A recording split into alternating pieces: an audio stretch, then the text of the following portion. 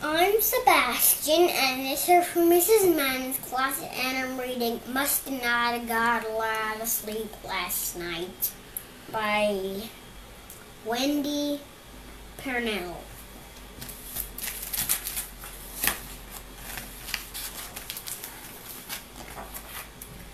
Which is Cat Lucky sleeping soundly on his head. Little Buddy Brown tossed in bed. Fitfully he slept, dreaming of a big toy store, when startled by the alarm clock. He crashed to the floor, yawning and sighing and rubbing his head. He grunted and mumbled to himself and said, "Must not have got a lot of sleep last night." He shook his head and tried to think straight. Remembered it was Friday and school starts at 8. With his shirt on backwards and his shoes on the wrong feet, he trudged downstairs to the table to eat.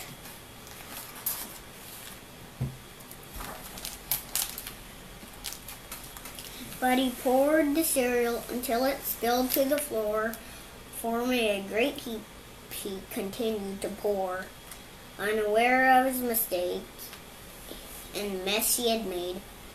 He ate his cereal with a fork in a sleep-diverted haze.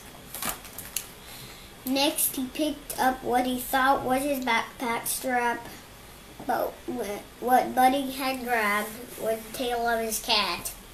Strangely enough, Lucky didn't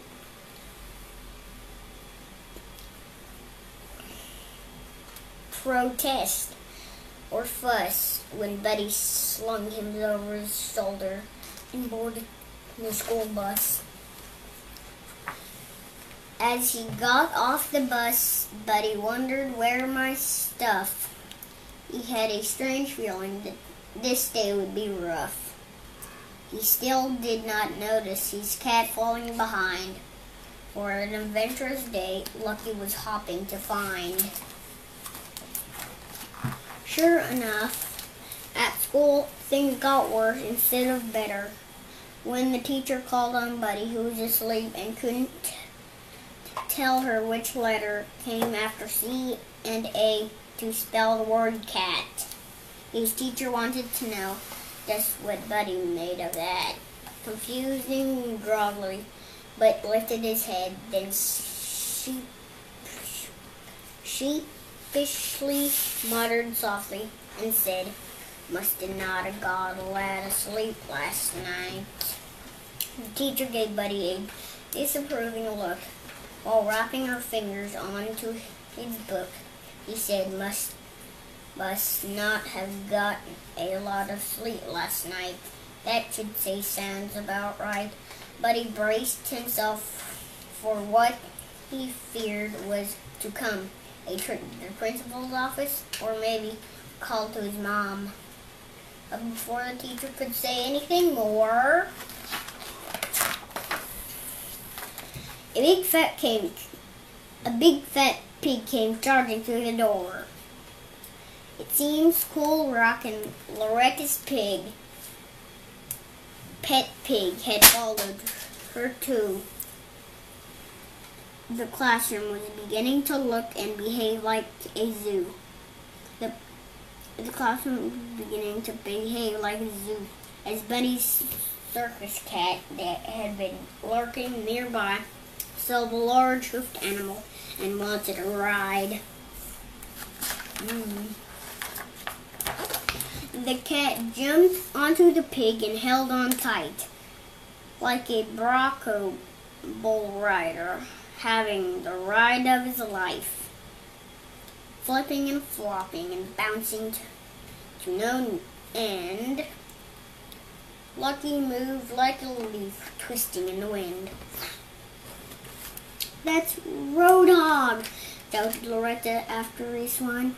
"Somebody help me, please. Stop that pig of mine." Our classroom interrupted the uproarious laughter.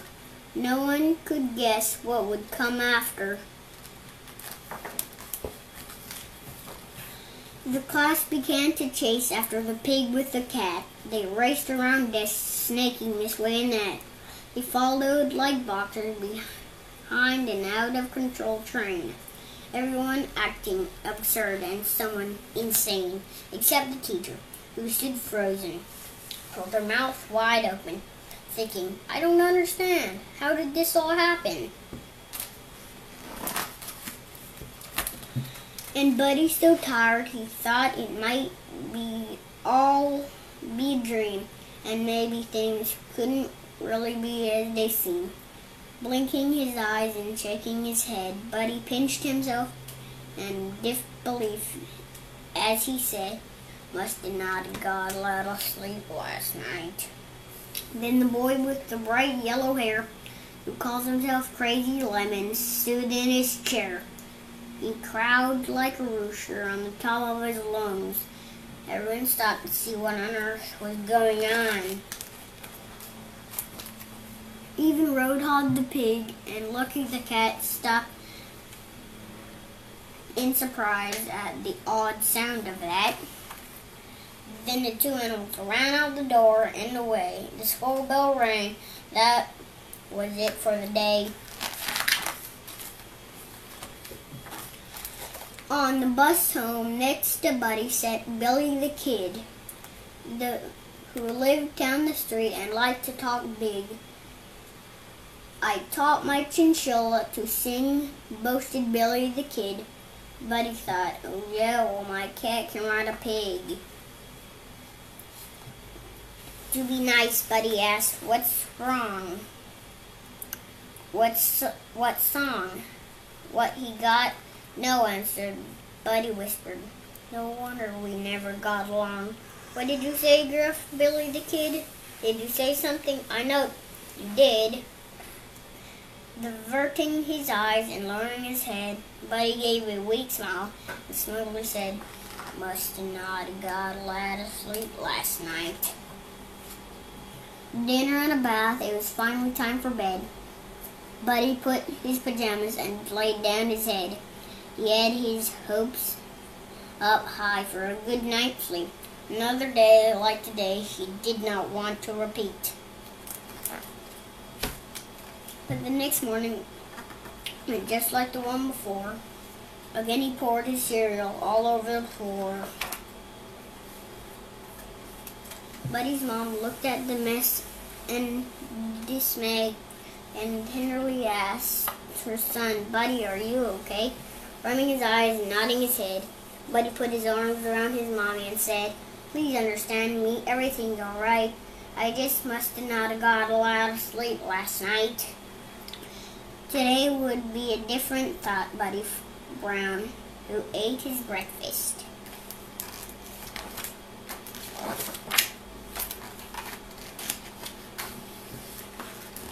And laid back down.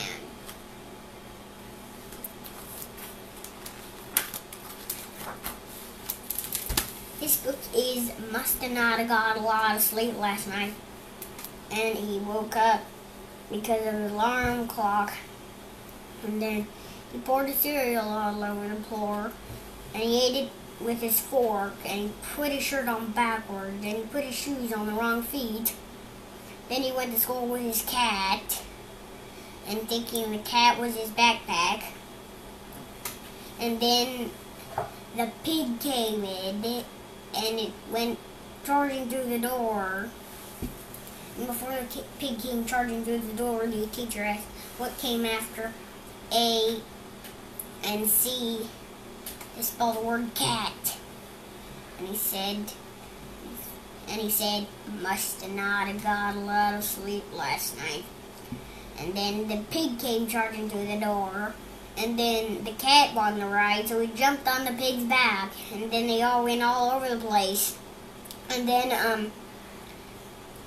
all the children ran after him. And then someone yelled, and both of the animals ran out the door.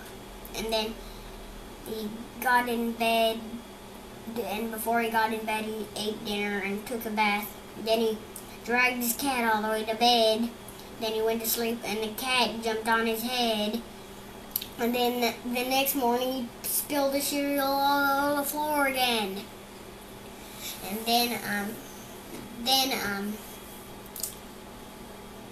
his mom put the cat out the door because she thought the cat was keeping him awake. And then he went back to sleep. Bye.